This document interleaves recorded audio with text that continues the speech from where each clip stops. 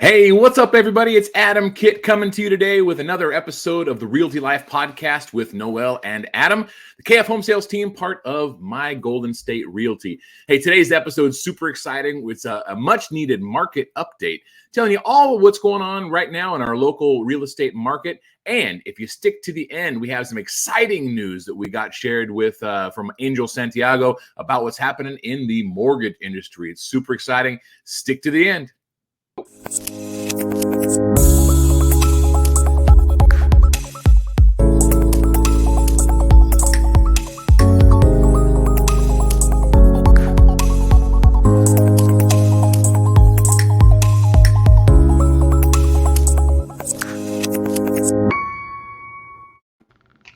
Hey everybody, so let's get right into it. Item number 5. Yes, I'm going backwards. We're going to starting at 5, 4, 3, 2. I'm going to do that. And it's item number 5 for our real estate market. So what we're doing is taking this data right off. I've actually got our MLS on my other screen right here. This is factual data. This is not an opinion, although we do offer opinions. The numbers are all strictly factually based. So what we're looking at, our first category for wrapping up the month of October. Our data is always lagging about a month behind, and that's just how it works. We got to extrapolate what's happening. So end of November or end of December, we'll be having November's numbers for you, right? So as of October 2022, our sale versus sold category, sale versus sold. And I'm going to read this right from the MLS for you. Homes for sale October of 2022 were up 2.2% over September of 2022. Okay. So for example, that was 1,029 units, and we're talking specifically about Fresno and Clovis, right?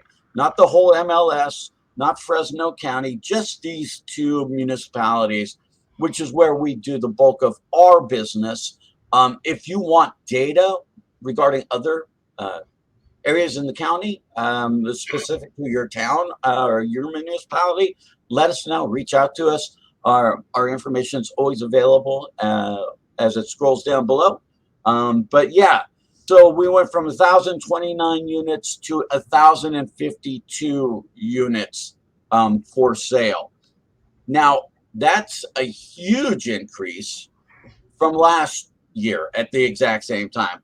That was 72% increase. So we're looking at 465 units available last October to 1,052. So that's a big number, 72% increase, which is great. We want more homes on the market. It kind of settles down that I have to go crazy and overbid because there's nothing else available. Well, you can take your time. This is good news for buyers. You can take your time and you can shop a little bit and have some confidence that that's going in your direction. Homes closed. It's down 22% from September to October. So that's the homes that went on the market. Not as many of them have closed yet, and we're seeing that. And we'll talk about time on market here in a little bit. But it's only down 36% from last year, where it was a buyer's frenzy because those homes were so few on the market. And that's our snapshot for sale versus sold for, again, Fresno and Clovis. 100%. So yeah, the next thing we're going to want to talk about is just basically like the average price per square foot. So why does this matter is really the question for you as a consumer out there. Price per square foot is one of the metrics that is used most commonly when kind of figuring out your average sale price or how to project how much your house would probably sell for. And so that's one of the reasons this matters. Now, this chart in particular is pretty interesting because from August of 2021 until October of 2022, there's actually been an increase of about $19 per square foot, right? But you've had a real easy up and down between 220 to 200 and what was the high here? 253 was the high, with 221 being the low in August of 21. So really talking about a $32 per square foot fluctuation over the last couple of years. And so not a lot of change, to be honest with you, which is really good news. It talks about how strong our market is. It talks about how the quality of the homes that are being bought are pretty steady. And so anyway, so right now as it sits, we're down like 1%. You know, last month was 243. This month's 240, and up 7.1% compared to this time last year. So all in all, it's actually points to a pretty healthy market and community, which is great. I think it also shows a lot. It can ease some of that concern for sellers, that all that equity that's grown for them isn't just evaporating overnight. We're still up considerably over last year, and that buyers don't have to go crazy. And although they are getting a better value today than they were just a month ago, that they're not going to buy a home that's losing equity, right?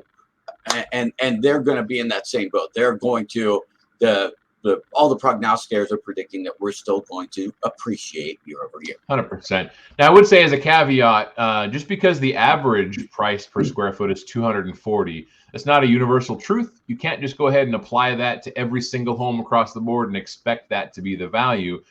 As a rule of thumb, the smaller a house is, the fewer square foot, the higher the price per square foot is. And the larger the house, the lower the price per square foot is, which is how we get this average. And so I would say that you're always going to want to take a look and compare your home to homes just like it to get a more accurate pinpoint value for your home. So, which is what I do perfectly, by the way. And keep again in mind again, this is Fresno, Clovis. This is a very local snapshot. And again, that information could be significantly different where you're at if you're watching this from outside of the area. So let us 100%. Know again if you need some updated data. All right. Hey, what's the next topic there, Noel? We are the number 3 topic because we started at 5, 4, 3. Right? You know what though? 3 would be in the same place. 3 would be in the same place. Days on market. Days on market. So again, this is one of those kind of, why is this significant to us, right? Well, it can set expectations, certainly for sellers, knowing that when they go on the market, that it on average, again, not every home's the same, right? But on average, you can expect this. And you can see that on average, right now, again, Fresno and Clovis, our days on market are up, meaning it's taking a little bit longer to sell. 3.7, and that makes sense when there's more homes on the market, as we've already illustrated. There's more choices, right? And so because there's more selection out there, people are going to take more time to get there and make that ultimate decision. They have more to shop from, right? They have 3% more loaves of bread on the shelf to look at and make their decision about. That being said, it's up a significant 75% from last year. So this time last year, this is when we were selling everything in 5 days, 7 days, 10 days. It sounds like a really big number, but when it comes down to it, it's 13 days versus 28 days. Right. It's 28 days on average right now. So some are a little bit longer. Some are the 30, 35 days. We certainly see homes that are out there 60, 70 days. And a lot of those are victim to coming on the market when the market shift hit, right? You're seeing newer listings that are keeping this trend at that 20, 30-day mark pretty accurately right now. The other portion that this segment talks about is the sold and list price. So we list it, let's say we list your home at $500,000, right? You're seeing that we are getting about 96% of our list price, where at the height of it, it was, you might have been at 102%, 105% of your list price. At 500, that's when you were getting multiple offers, people coming in over a couple of percent over that and doing a 510 offer to win the deal, right? Now we're still really, really close. This also sets some expectations for buyers that homes aren't just free all of a sudden because there's a market shift and rates have changed a little bit. People aren't just giving them away. And this sellers can be confident that their list price, they're going to get really close to it. Yep, 100%. So what that means basically in that scenario is at a $500,000 listing, on average is being accepted at $480. So about a $20,000 variation, so which is pretty solid, So just gives you a really good expectation for when you are on the seller and or a buyer, very realistic expectations. So yeah, that sales price versus listing price was 98% of listing price 2 months ago, 96 in September, 96. So we're hovering right there. So your list price should still be pretty easy for a well-educated, well-trained agent to give you an accurate listing price and get you pretty close to that dollar mark. Exactly.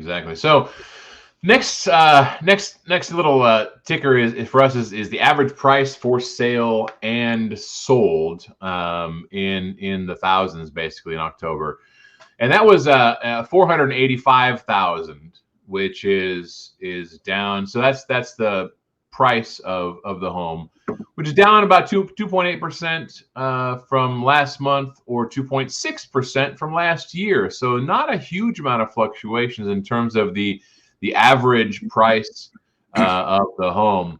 Right now, it's saying the average price is $438 in Fresno and Clovis. That's basically the median home value is $438. And when I looked at the higher MLS, it's sitting right around 400. I think we mentioned in one of our previous videos it was 407. As of today, it was 400. So, listen, our values are holding steady, but that also means that this is still the most affordable place to live in California, hands down. The Central Valley in a bigger area, which would go from basically anywhere from Bakersfield up to Sacramento. And even Sacramento's the median price up there is not astronomical compared to the big megalopolis areas like San Francisco, the Bay Area, LA, San Diego, where home prices are hovering around $1 million plus. Yeah, the big four. So it's just crazy. So if you're in California and you can take advantage of the work from home model that a lot of businesses are adapting now, come on, we're welcoming everybody to come to Fresno, and we can help you make that move. So yeah, we've got some inventory for you. Come on, now's the time. Come shopping. So and we're again, this snapshot we see that although that average sold price is down 2% from last month, right? It's still up 5.5% from last year. Right. So this is right. It doesn't mean homes are losing their value. They are decelerating in their ability to appreciate. And that's obviously going to make sense when rates pop up like they have, right? And you've got some more homes on the market, and we are traditionally in our slow or slower season. Yeah. Although it seems like we're going to have a pretty good, healthy bit of activity through this first part of the winter. Based on what I'm seeing, we're seeing a lot more buyers getting qualified. 100%. All right, let's get on to our number one, number five, number one. This is actually number one. 5, 4, 3. So months of inventory. So this has a indication of the strength of the market, right? And we really look at this in, is it a buyer's market or a seller's market, right? Or something in the middle. And then there's something in the middle, which is called a neutral market, right? So, and that's based on months of inventory, how many homes are consumed, right, during purchased during a month versus the amount of listings. And you can see with that amount of listings going up and homes taking a little longer to sell, right, that's going to raise that months of inventory. So we're tracking 2.4 months of inventory right now. That is up 32% from last month. So we're seeing a lot more homes come on the market right now. It's up 168% from this time last year because we had no homes on the market. That's why you had to, for the 5 homes on the market in the area you were shopping, you are clubbing your neighbors to get to them. So right. Hey, so just so I can, if I can interject real quick, Noel. Yeah, of course. Just so the consumer knows what these months of inventory, what does that even mean? So what that means is if we stopped taking listings right now, it would take us 2.4 months to sell every home we have on the market right now. That's what that means. So we talk about months of inventory. That means if we stop taking new listings right now, what we have based on our current track record of solds, it would take us 2.5 months, 2.4 months to sell all of them. So one of these metrics, base 2.4 months of inventory is still considered a seller's market. Right. So let's define that a little bit. A seller's market is when there is less than 3 months of total inventory, right? And so despite all these shifts, we're still in a seller's market today, and it's a great time for you to sell. We are edging on that 3-month number, which becomes a neutral market, right? Where it's neither favoring a buyer or seller that much, and you can expect to get your list price or very close to it, and buyers are going to get a little bit of a value. So a buyer's market is 6 months. That is, we are a long way away from 6 months. I mean, it took a massive shift. We were just at 1 month of inventory just 3 months ago, just to 3.5 months ago, right? So that's a lot of, or a very little amount of additional inventory in several months' time. So I don't see us getting that buyer's market anytime soon. Right, 100%. Now, hey, the last thing we want to do is talk about the mortgage industry right now. We're not loan guys necessarily. Noel comes out of the mortgage industry, but we got a hold of our friend Angel Santiago at Nexa Mortgage, and he gave us some really cool and exciting information, which I'm going to throw down here as a ticker at the bottom. Basically, Angel said, listen, we've already got our 2023 conforming loan rates and loan amounts. They went up by like $80,000. So what this means is that if you're buying a house under $726,200, you can get a conventional loan. It means you don't have to use a jumbo loan product, which is for anything north of that.